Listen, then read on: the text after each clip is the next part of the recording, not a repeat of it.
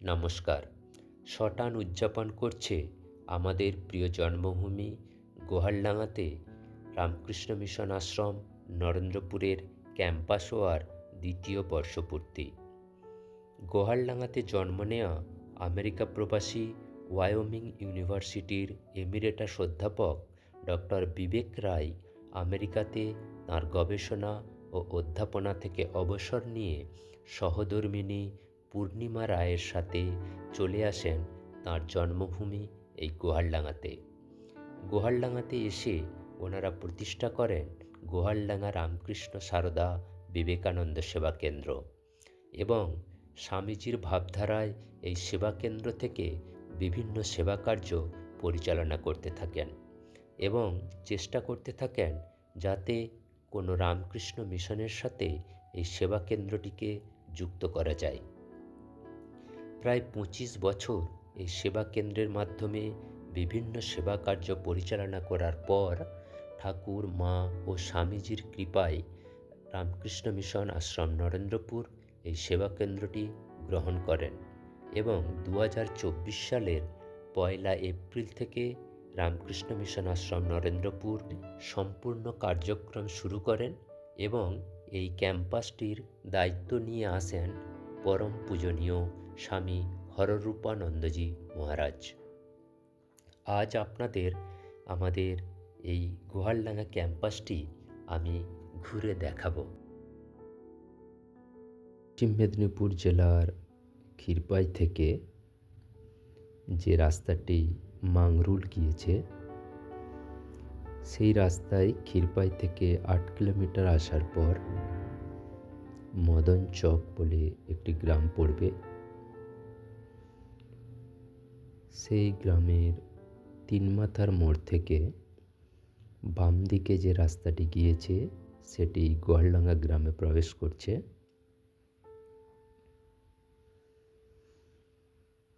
এই ৩ মাথার মোড়ে আসলে দেখতে পাবেন রামকৃষ্ণ মিশন আশ্রম নরেন্দ্রপুর গোহালডাঙা ক্যাম্পাসের বোর্ড লাগানো আছে। বাম দিকের এই রাস্তাটি গোহালডাঙা গ্রামে প্রবেশ করছে সোজা এবং ডান দিকের রাস্তাটি ক্ষীরা গ্রামের দিকে প্রবেশ করছে।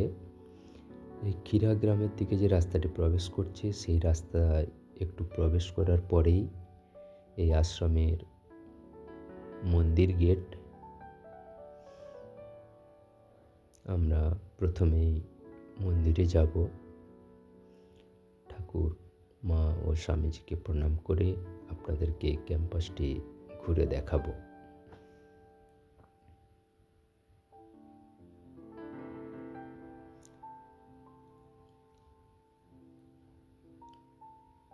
মন্দিরে প্রবেশ করে ঠাকুরের কাছে প্রার্থনা করব, হে প্রভু, আমাদের অন্ধকার থেকে আলোর পথে নিয়ে চলো।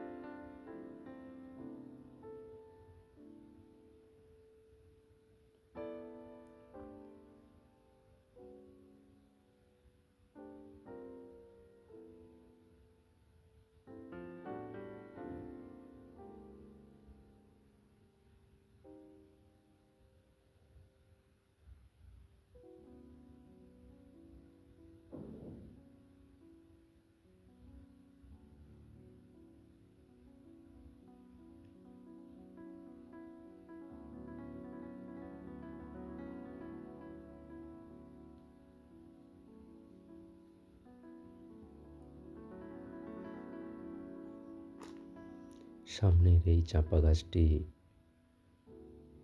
ডক্টর বিবেক রায় এবং পূর্ণিমা রায় জয়রামবাটি থেকে এনে লাগিয়েছিলেন। সামনে ছোটদের খেলার মাঠ।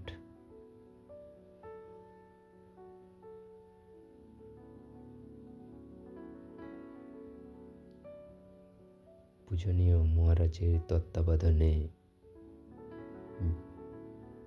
টবে পদ্মের গাছ লাগানো হয়েছে।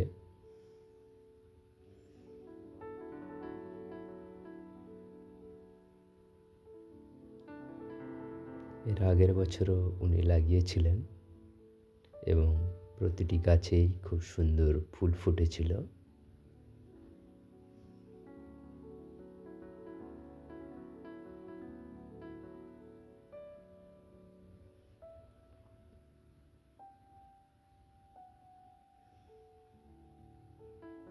এটি ক্যাম্পাসের রান্নাঘর, সাথে খাবার ঘর।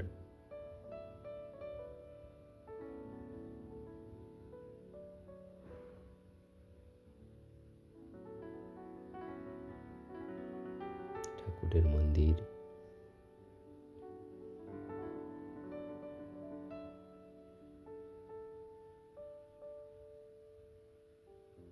ক্যাম্পাসের ছাত্রছাত্রীদের সুরক্ষার জন্য পুরো পুকুরটি এরকম নেট দিয়ে ঘেরা।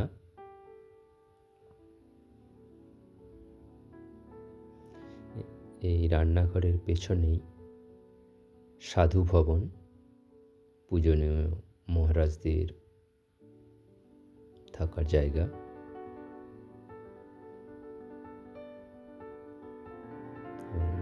ভবনটি সুন্দর ফুলের গাছ দিয়ে সাজানো।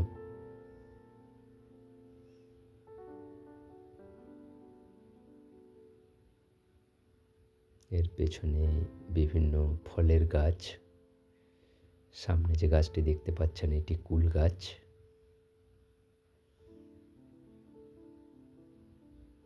বাম দিকে কলা গাছ লাগানো, সামনে গোলাপ জাম ও তেঁতুল গাছ আছে। এটি কর্মীদের থাকার জায়গা।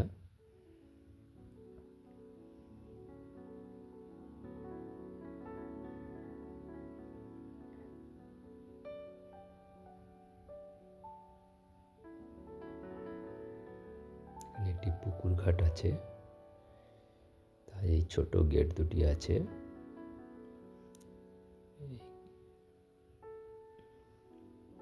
সূর্যমুখী গাছ। ডান দিকের বাড়িটি গ্যারেজ। এটি গ্যারেজ ক্যাম্পাসের, এবং কোনো অনুষ্ঠানের সময় এটি স্টোর রুম হিসাবেও ব্যবহার করা হয়। সামনে গেট এবং এটিও ওই টিন দিয়ে ঘেরা। এটি একটি স্টোর রুম। বিভিন্ন ফলের গাছ, জাম। এটি এই ক্যাম্পাসে গদাধর অভ্যুদয় প্রকল্প এবং বিবেকানন্দ অভ্যুদয় প্রকল্পের ছাত্রছাত্রীদের জন্য রান্নার ঘর। এটি আশ্রমে যে একটি কুকুর আছে যার নাম নোভা, তার থাকার ঘর এটি। এটি আলুর খোসা ছাড়ানোর মেশিন। এখানে দুটি মাটির উনুন আছে। বিভিন্ন অনুষ্ঠানে এখানে রান্না করা হয়।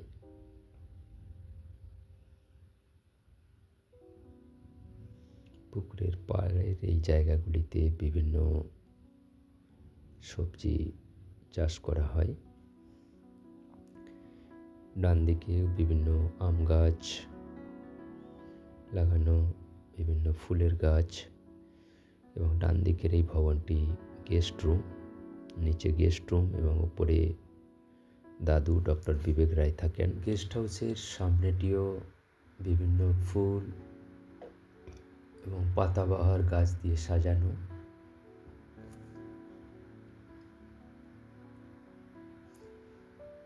গেস্ট হাউসটি দেখার পরে আমরা আবার মন্দিরের কাছে এলাম। এরপর আমরা মন্দির থেকে বাম দিক দিয়ে যে রাস্তাটি গিয়েছে সেই রাস্তা ধরে আবার ওই গেস্ট হাউসের কাছে যাব। মন্দিরের পাশে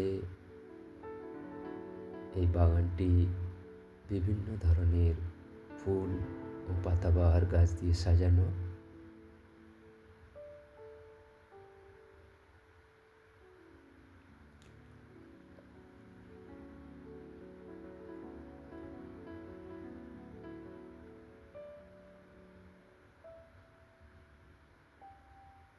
ডান দিকের এই গাছগুলি পলাশ ও কৃষ্ণচূড়া।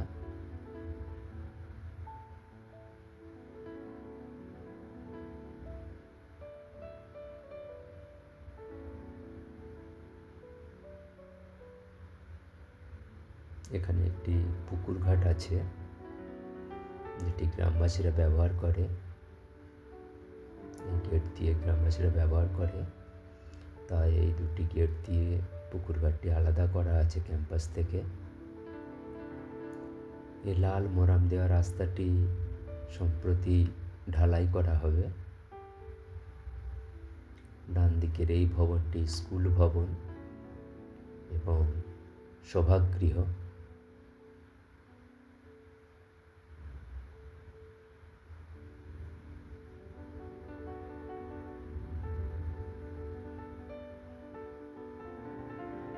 এই দেবদারু গাছগুলির পরেই একটি গেট আছে, এটি আশ্রমের মূল গেট।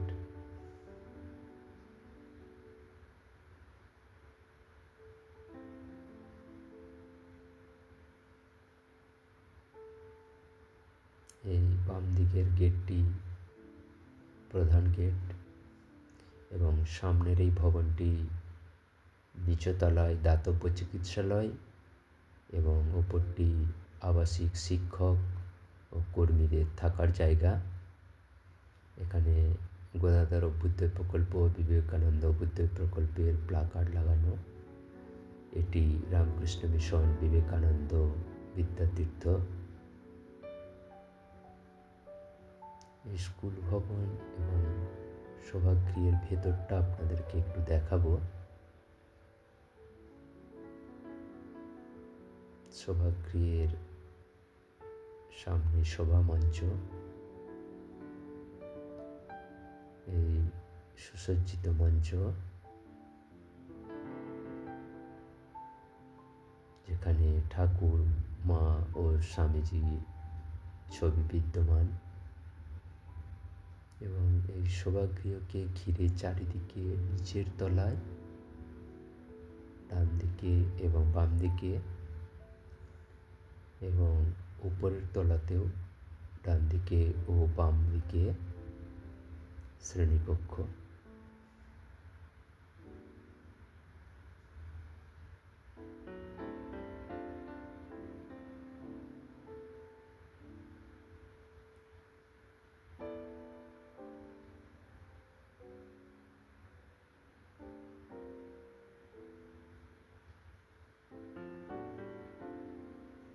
এটি স্কুলের দেওয়াল পত্রিকা, নাম ভেপু।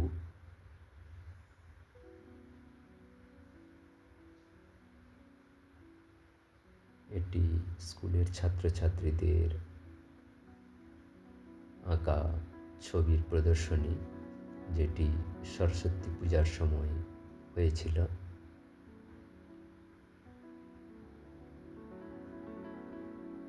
এটি ছাত্রছাত্রীদের ও শিক্ষকদের টয়লেট। সামনে ভারতের গর্বের জাতীয় পতাকা।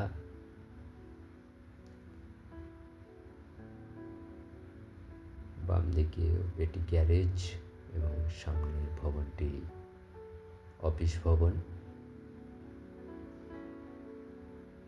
বাম দিকে বিভিন্ন ফলের গাছ।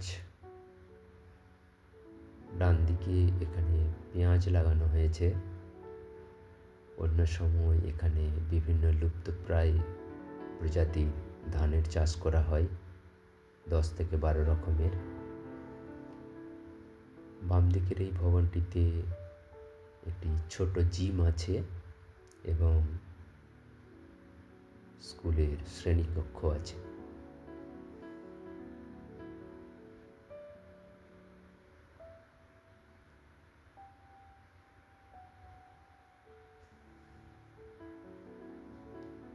প্রতিটি জায়গা কি সুন্দর করে সেজে উঠেছে।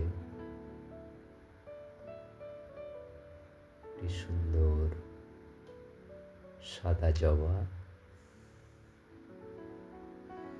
এটি বিভিন্ন ফলের বাগান, নারকেল গাছ, পেঁপে গাছ, কলা গাছ, লেবু সহ আরো অনেক ফলের গাছ আছে। এই পুকুরের পশ্চিম পাড় থেকে ক্যাম্পাসটি আপনাদেরকে দেখাচ্ছি। কি সুন্দর লাগছে এই ক্যাম্পাসটি, প্রতিটি জায়গা।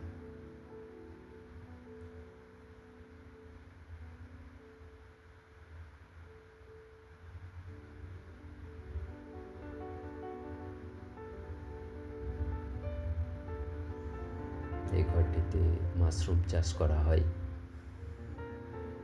এখনো মাশরুম চাষ হচ্ছে এই ঘরের ভেতর। এখানে যে সমস্ত বর্জ্য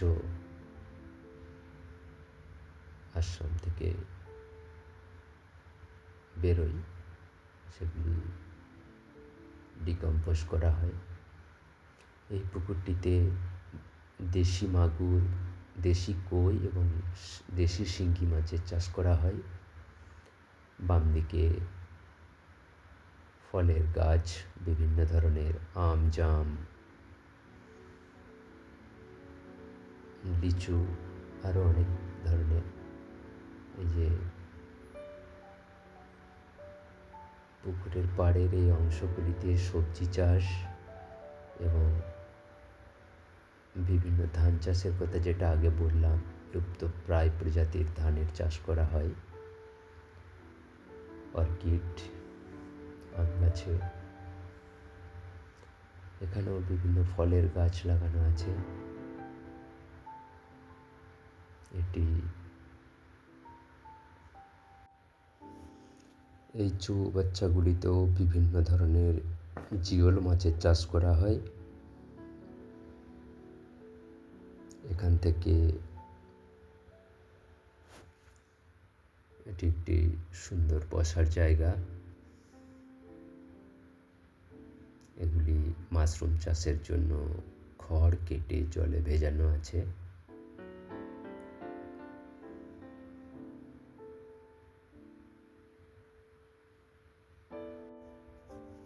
এই ছোট ঘরটি মিটার রুম। এই উত্তর পাড় থেকে আপনাদেরকে ক্যাম্পাসটি দেখাচ্ছি।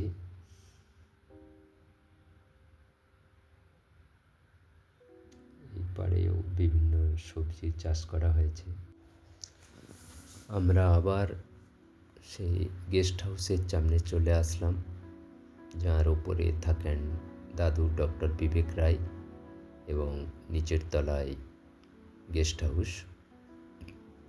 এই গেস্ট হাউসের সামনের এই গোলাপ গাছটি আমাদের স্বর্গীয় ঠাকুমা পূর্ণিমা রায়ের নিজের হাতে লাগানো। ঠাকুমা আজ আমাদের মধ্যে নেই, কিন্তু তার লাগানো গাছটি আজও এই আশ্রমের শোভা বাড়িয়ে তুলছে। এবার আমি একটু উপরে যাব দাদুর কাছে, গিয়ে দেখব নিশ্চয়ই দাদু কিছু না কিছু বই পড়ছে, কারণ উনি এখনো এই তো দাদু বই পড়ছে।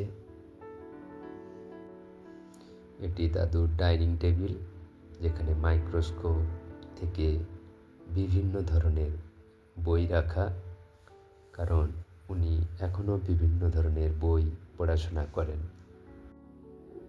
সব শেষে আপনাদের সকলের কাছে প্রার্থনা, আপনারা ঠাকুর, মা ও স্বামীজির কাছে প্রার্থনা করবেন ওনারা যেন আমাদের এই রামকৃষ্ণ মিশন আশ্রম নরেন্দ্রপুরের গোয়ালডাঙ্গা ক্যাম্পাসের এই মন্দিরে অধিষ্ঠান করেন এবং সকলের মঙ্গল করেন।